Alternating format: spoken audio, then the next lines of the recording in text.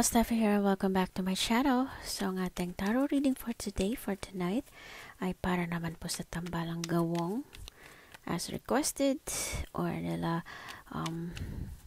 Gemma Galanza and Dina Wong. Okay? So, ito na po yung cards ni Gemma. Dito siya sa kaliwa. And of course, sa kanan naman, ang para kay Dina. Okay? Or ni Dina Wong. Alright? So, tambalang gawong. Alright, so let's start.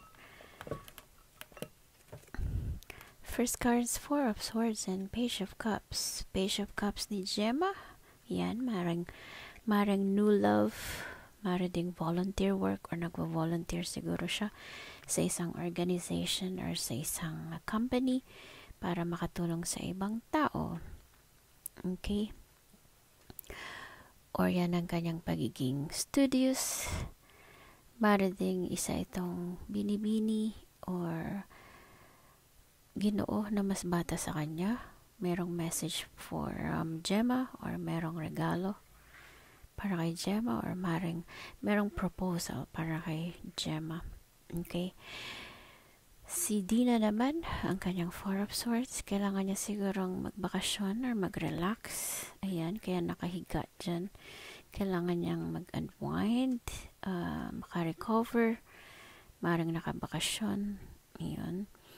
Or maaaring galing sa sakit, kaya ayan, nakahiga, nagpapahinga, nagre-recover. Or maaaring tahimik lang siya, okay? Di ko mambibig para hindi makapanakit.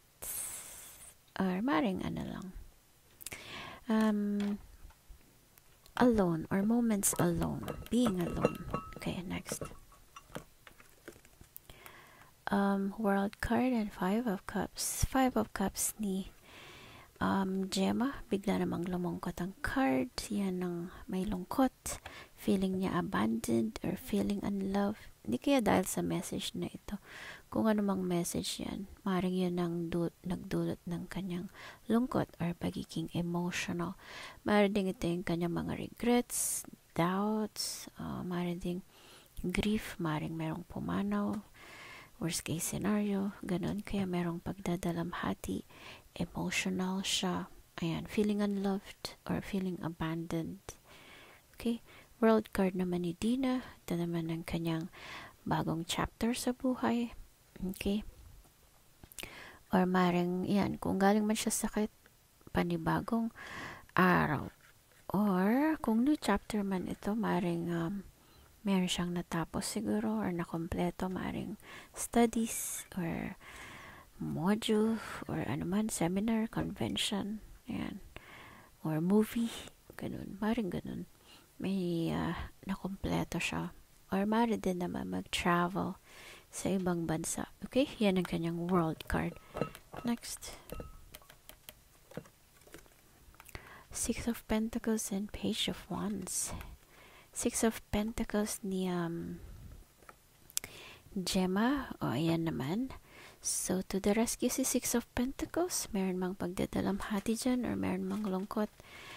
Ayan, nakakatanggap siya ngayon ng tulong or siya yung may tinutulungan or maaring vice versa. Okay, siya naman yung nakakatanggap ng tulong ngayon dahil sa dami niya siguro ng natulungan and dahil sa kanyang generosity. Alright. Page of Wands, right? Page of Wands naman ni Dina. Ayan ang kanyang pagiging malikhain or very creative. Maaari ding new project ito. Yan din ang kanyang pagiging active. Okay? So, pagkatapos niyang magpahinga dyan, active na naman.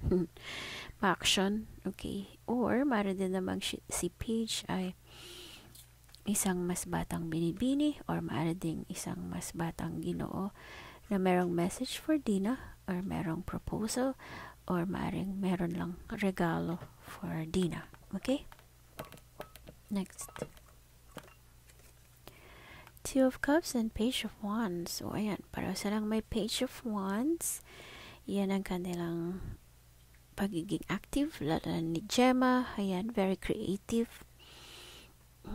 What else? So, tabla sila. Merong Page of Wands. Para ding new project ito.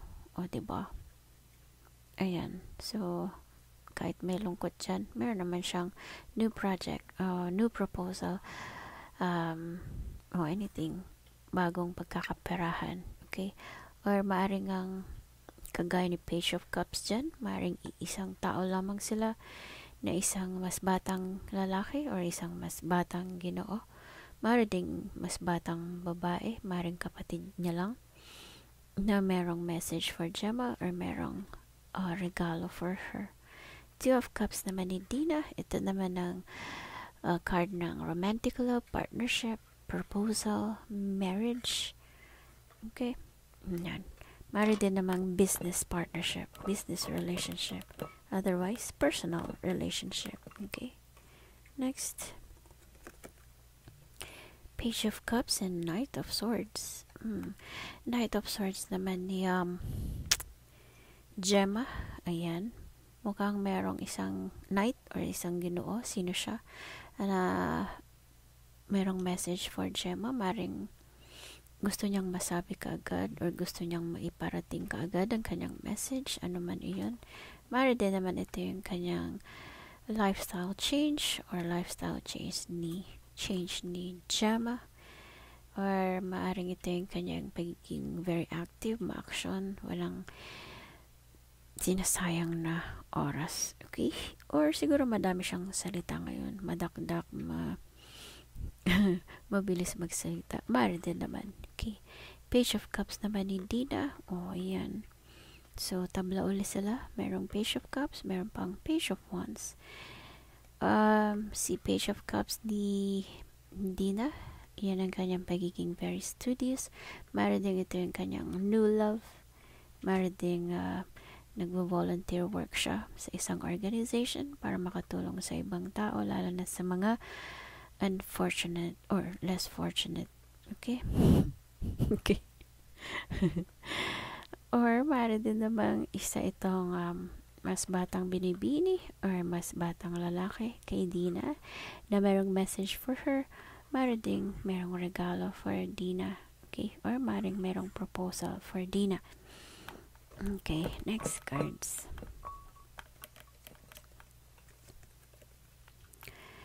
Full card and King of Cups. So, sino si King of Cups ni Gemma? Maring yan ang kanyang tatay na nakasuporta sa kanya emotionally. Ayan. Involved sa kanyang love life. Or kung sino man ito na kanyang iginagalang at hinihingan ng payo pagdating sa kanyang love life. Or maaring ang kanyang tito, ang lolo, ayan, sino man na mas matanda, very supportive para kay Gemma. Okay? Full card naman ni Dina, ayan, ang kanyang pagiging adventurous, napakadami niyang adventures, new start, new beginnings, what else, new life, new chances, taking chances, new paths, adventures nga, fresh hope, fresh start, taking the leap of faith, new opportunities. Gusto niyang i-grab ang mga ito, gusto niyang masubukan ang mga hindi pa niya nagagawa sa buhay. Diba? Very positive. Okay, next. Hermit and Four of Pentacles. Four of Pentacles ni Gemma, ayan, ang kanyang pagtitipid or ang pagsisave para sa future. Iipon, okay, para ang future niya maging secured, maging established, walang problema, ganun. Alright? Or mari din naman she's holding back, kung feelings man siguro. She's holding back sa kanyang nararamdaman. Alright? Hermit card naman ni Dina, ayan, kagaya ng first card, kailangan niya muna sigurong magpakalayo-layo. Literally. Or, maaari din namang sometime alone, ayan, maaari din namang senti moments niya ito, lalo na sa gabi bago matulog, nag-iisip, naghahanap ng kasagutan sa kanyang mga tanong, self-reflection, ayan, search for personal truth, ganun. Okay? Yan si Hermit card. Alright, next.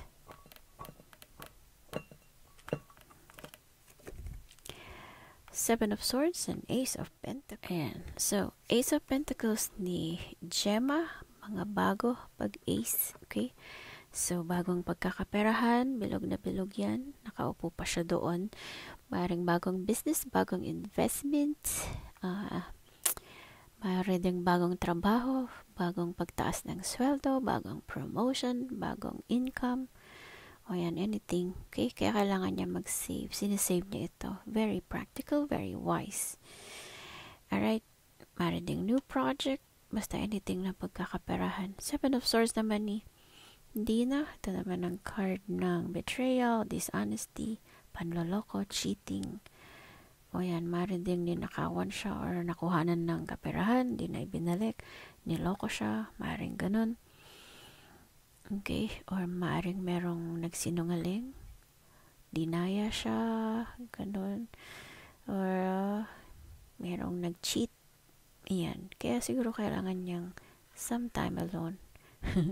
Magkaroon ng self-reflection. Okay, o ayan. So, deceit card lumabas. What else? Nilayasan, niloko, running away, ganun. Betrayal. O, basta yan si Seven of Swords. Okay? So, last cards na po para sa tambalang gawong, Arnella, Dina, and Gemma. Last cards. Two of Wands and Death cards. Okay, Two of Wands ni Gemma. Maring yan ang kanyang dilemma, weighing options. Maring dalawa lang yung kanyang pinagpipilian. At maring yan ang kanyang mabigat na suliranin. Ang kailangang pumili sa dalawa na parehong mabigat at parehong matimbang. Pero kailangang isa lang yung manalo or manaig, or kailangang isa lang talaga yung kanyang piliin. Okay? Or maring din namang naghihintay siya ng resulta. Maaaring din namang travel plans ito. Okay? Yeah, that card naman ni Dina, ang mga endings or merong pagwawakas, maaaring merong maputol, merong kailangang i-let go para makapag-move on siya, makapag-move forward. Ayan. So, maaaring gawa nito or dulot ni Seven of Swords, kaya merong magwawakas or kailangang i-let go. Pero ang kagandahan ni Death card, meron mang pumanaw or meron mang umalis, meron mang mawawala, or meron mang mga katapusan or endings, meron namang mga bagong papasok. Okay? New opportunities. Kagaya ng kanyang Fool card, ayan, new beginnings, new opportunities, taking the leap of faith. Yan ang kapalit ni Death card. Okay? So, first card ni Gemma, ang Page of Cups, bagong pag-ibig, maaari ding volunteer work. Okay, or maaaring mas batang kapatid or mas batang binibini, maaari ding mas batang ginoo. Last card, ang weighing options, may pinagpipilian, maaari ding naghihintay ng resulta, or maaaring yan ang kanyang travel plans. First card ni Dina, ang kailangang magpahinga muna or mag-relax, mag-unwind, mag-rejuvenate para maka-recover, or maaaring tahimik lamang, di ko mambibig. Last card ay ang endings or merong mapuputol, may magwawakas, merong matatapos, pero ang kapalit, mga bagong paparating sa kanyang buhay. Okay? So, yun pa yung tarot reading ng Tambalang Gawong, Arnella, Dina, and Gemma. I hope you enjoyed, and thank you so much for watching. Again, please don't forget to like and subscribe to my channel. Abangan nyo pa yung susunod nating tarot reading, or click anywhere around the screen para mapanood pang next na video. Shout out to my best ever family. Light and love to all. Bye for now.